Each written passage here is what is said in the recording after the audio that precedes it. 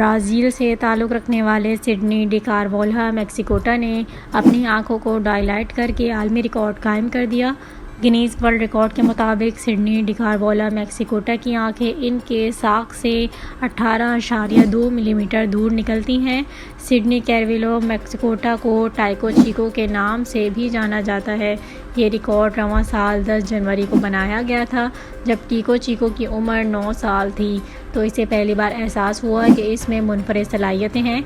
इसे आईने के सामने मुख्तलिफ अहमकाना चेहरे बनाते हुए ख्याल आया और वो तब से अपनी गैर मामूली सलाहियतों का मुजाहरा कर रहा है। पहले पहल जब टिको चिको ने अपने वालिदैन और दोस्तों के सामने अपनी सलाहियतों का मुजाहरा किया तो उनका ख्याल था कि वो किसी बीमारी में मुब्तला है। ताहम इसके वालिदैन को जल्द ही इसकी मुनफरिद सलाहियतों का अंदाज़ा हो गया। इसने ये भी बताया कि जब इसने अपनी आंखों को फैलाया तो सब कुछ धुंधला नज़र आने लगा, लेकिन थोड़ी देर बाद ही सब कुछ सही नज़र आने लगा।